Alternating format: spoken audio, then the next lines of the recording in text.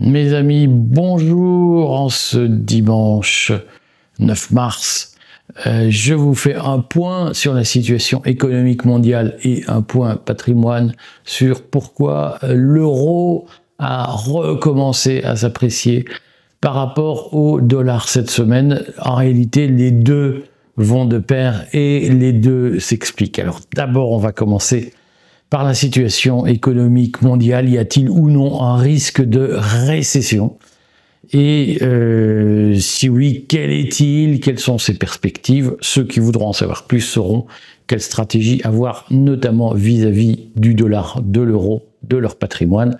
J'ai déjà conseillé depuis plusieurs semaines, notamment fin décembre, d'acheter du dollar en expliquant pourquoi jusqu'au mois de mars, il allait s'apprécier. On n'était pas très loin, je n'étais pas très loin de la réalité, puisque l'euro a commencé à s'apprécier, mais pour des raisons qui étaient à peu près imprévisibles il y a 3 mois.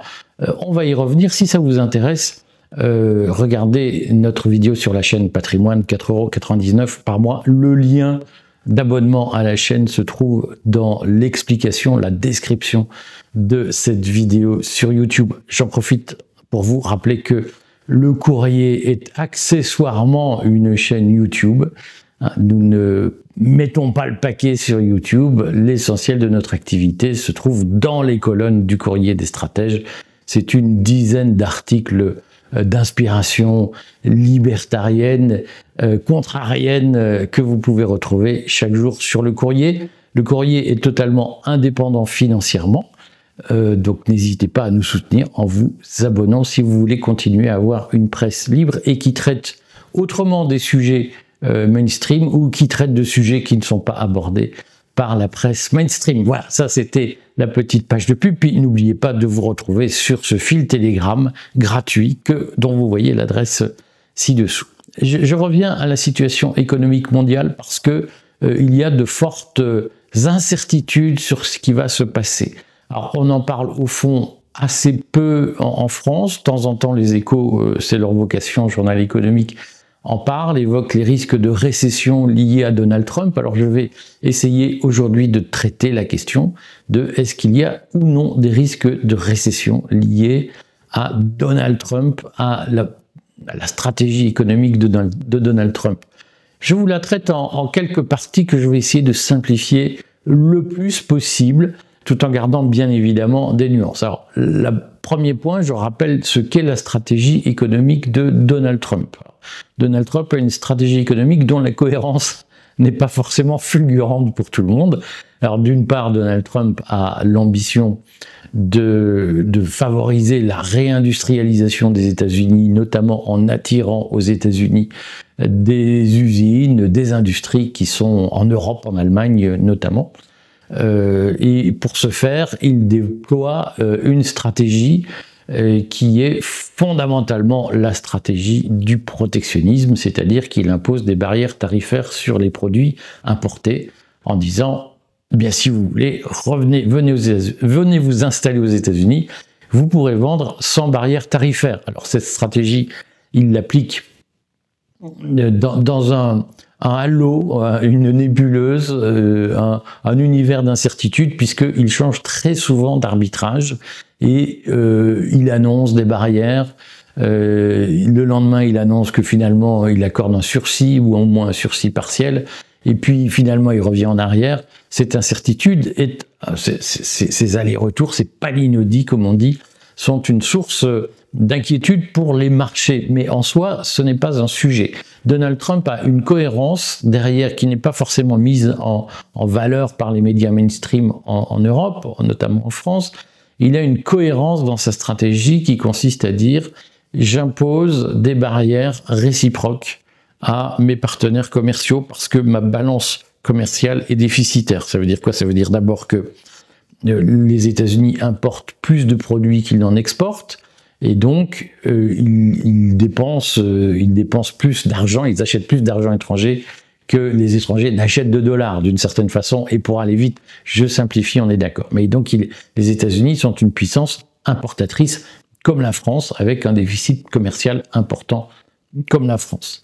Alors, parce que le dollar est une monnaie de réserve aujourd'hui et une monnaie d'échange internationaux, il n'y a pas une dépréciation forte du dollar de ce fait, alors que si c'était la France qui devait pratiquer la même politique sans l'euro, il y aurait une forte dépréciation du franc, il y aurait des dévaluations. Les États-Unis bénéficient du privilège d'avoir une monnaie qui est une monnaie d'échange international et une monnaie refuge.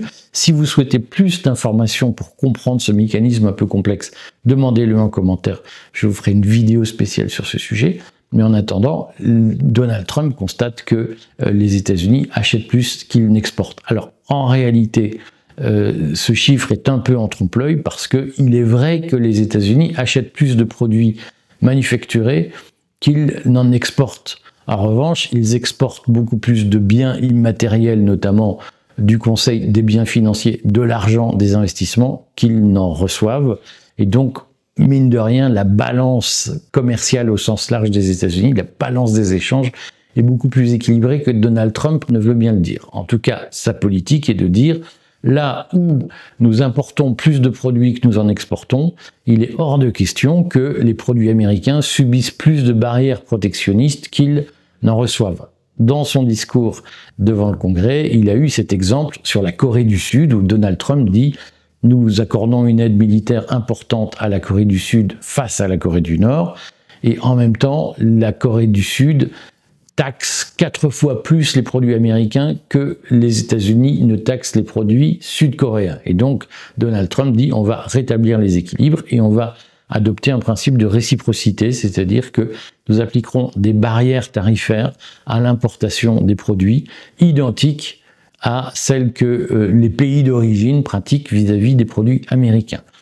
Donc, il y a une cohérence dans sa politique. Ce qu'on ne sait pas aujourd'hui, c'est quelles seront les conséquences durables de ce changement très rapide de doctrine dans le commerce international, et notamment, personne ne sait s'il y aura ou non une guerre commerciale entre les pays du monde, et particulièrement entre les pays les plus riches, particulièrement entre les États-Unis et l'Europe, entre les États-Unis et le Japon, entre les États-Unis et la Chine, et personne ne connaît les conséquences à long terme de cette guerre qui pourrait tout à fait avoir lieu. On le voit avec le Canada, avec le Mexique.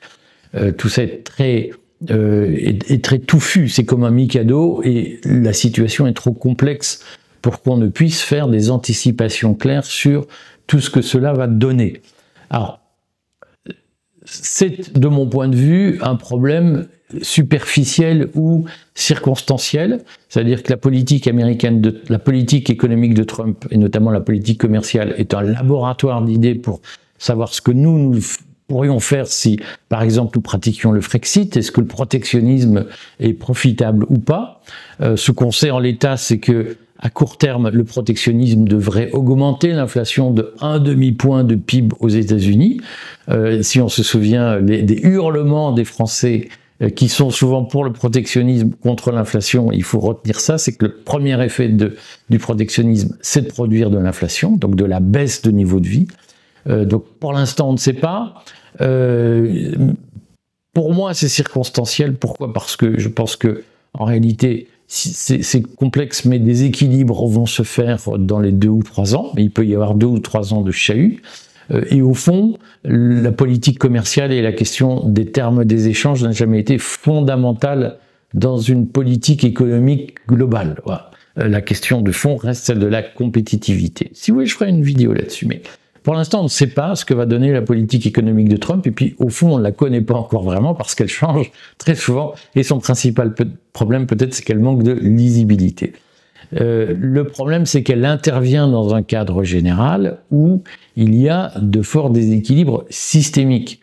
Et le principal, de mon point de vue, est le déséquilibre produit par la bulle spéculative autour de l'intelligence artificielle. Et on a vu que, au fond, l'Europe a décroché du progrès technologique parce que l'Europe s'occupe de dépenses sociales, de soigner le bien-être de sa population et ne s'occupe plus d'être compétitive. Mais la Chine et les États-Unis, qui ne s'embarrassent pas des mêmes sujets, sont au taquet dans la guerre autour de l'intelligence artificielle. Et ils consacrent des investissements colossaux avec des environnements colossaux, notamment les réseaux sociaux qui permettent d'avoir un accès très simple à l'intelligence artificielle, mais n'oublions surtout pas l'enjeu essentiel du développement de l'intelligence artificielle, qui est l'accès à des sources d'énergie abondantes, car le fonctionnement de l'intelligence artificielle suppose beaucoup de consommation d'énergie, notamment d'énergie fossile en l'état aujourd'hui. Alors, le problème, c'est que on a découvert que le modèle extrêmement capitalistique et quasi monopolistique aux États-Unis de l'intelligence artificielle, il y a quelques grands aux États-Unis qui se disputent ce marché avec des investissements colossaux. On a découvert que cette stratégie, elle était au fond probablement moins efficace que la stratégie provisoire des Chinois. Rassurez-moi, ça ne va pas durer. Rassurez-vous, ça ne va pas durer. La stratégie provisoire des Chinois en matière d'intelligence artificielle avec le fameux DeepSeek qui a fonctionné en source ouverte, en open source comme on dit, et donc qui a permis de diminuer fortement les coûts de développement et d'accélérer fortement le développement grâce à l'ordre spontané cher aux libertariens.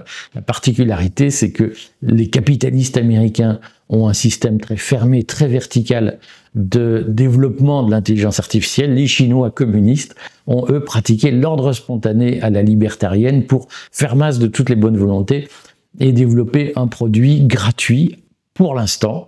On verra ce que ça donnera dans les années à venir, mais pour l'instant, le DeepSeek est un produit gratuit, est un produit efficace.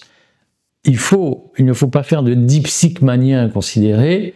Un autre produit gratuit est le Grok 3 en matière d'intelligence artificielle, c'est le produit développé par Elon Musk et qui est aussi très efficace et très performant. Donc il n'y a pas que DeepSeek.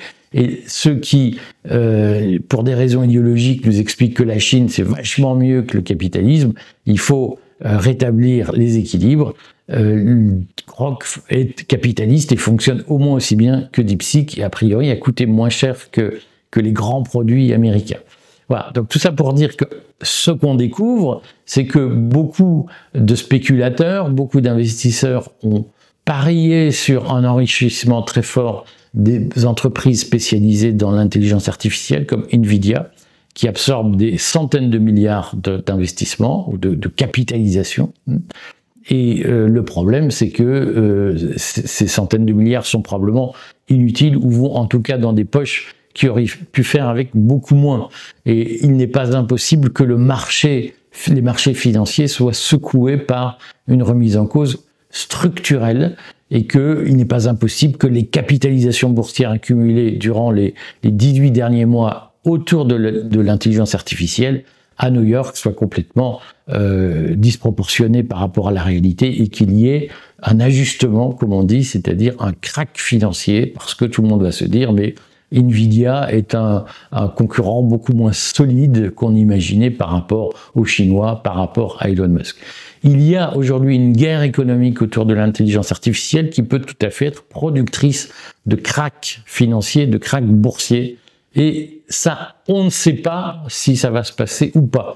Je sais que certains ont dit, vous allez voir, le crack est imminent, c'est pour les jours qui viennent, etc. Le courrier, personnellement, en tout cas, j'ai pris beaucoup de distance par rapport à ces annonces imminentes. Moi, ce que je sais aujourd'hui, c'est qu'on ne sait pas.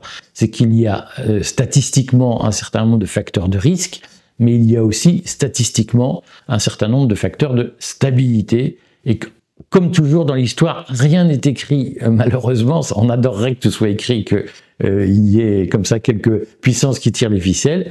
Mais l'histoire, c'est des rapports de force, des hasards, c'est des mouvements sociaux, des forces sociales qui s'affrontent et on ne sait jamais laquelle va gagner à la fin. Et aujourd'hui, moi, je suis incapable de vous dire s'il y a un crack économique imminent ou pas. Ce que je sais, c'est que si vous avez 100 000 euros d'épargne, 50 000 euros d'épargne, ne les mettez pas à la bourse car il y a un risque spéculatif extrêmement élevé et ce risque spéculatif est accru par les instabilités de Donald Trump. Donc, je tiens à le souligner parce que je sais que parfois les nuances sont mal comprises. Moi, je ne suis pas en train de dire que Donald Trump va causer un crack économique. Beaucoup d'économistes anglo-saxons, d'experts anglo-saxons, au mois de février, ont dit mais Trump va nous emmener dans la récession. Aujourd'hui, les économistes anglo-saxons sont beaucoup plus modérés. Moi, ce que je constate, c'est qu'on ne sait pas, mais qu'il y a une zone de risque. Et donc, si vous avez 50 000 euros d'économies, qui sont les économies de votre vie, ne les placez pas à la bourse, car vous ne savez pas ce que vous pouvez gagner, mais vous ne savez pas non plus ce que vous pouvez perdre dans les prochains mois du fait de ce placement. Donc, si vous avez 50 000 euros, je le redis, faites un placement de père de famille, privilégiez les métaux, les valeurs refuges, et évitez la bourse parce que plus que jamais, elle est spéculative. Moi, je pense qu'il y a kiff bourricot, 50% de chances qu'il y ait un crack historique et 50% de chances qu'on passe à ça. Ce qui est sûr, c'est que le crack, il n'est pas très loin, et il est très plausible, et il n'a jamais été aussi plausible qu'aujourd'hui. Voilà ce qu'on peut dire. Est-ce qu'il va réellement survenir? Je n'en sais rien. En attendant, Donald Trump ne se contente pas de faire du protectionnisme, il annonce aussi des mesures que vous n'avez évidemment pas pu ne pas connaître, des mesures sur l'Ukraine, sur la sécurité en Europe, qui ont un fort impact sur le dollar. Si vous voulez comprendre pourquoi le dollar a perdu du poil de la bête depuis quelques jours, eh bien, suivez la vidéo patrimoine que je vous fais et qui va vous parler des investissements en euros, de l'avenir de l'euro, des possibilités d'appréciation ou de dépréciation de l'euro. Je veux juste vous dire que vous avez tous entendu des Madame Irma vous dire l'Europe, Trump arrive, l'explosion de l'Europe ou l'implosion de l'Europe, c'est tout de suite, l'euro va s'effondrer, tout va disparaître. Vous avez entendu ça très souvent dans la bouche d'un certain nombre de prophètes de mauvais augure, et puis vous constatez que ben non, finalement, le dollar baisse, et puis l'Europe, globalement, n'a pas encore éclaté. Voilà. Si vous voulez avoir l'aspect économique patrimonial de ce point, suivez ma vidéo patrimoine sur le sujet. Et puis, à dimanche prochain pour la chronique économique que je vous ferai. Et la chronique patrimoniale, bien entendu. À très vite.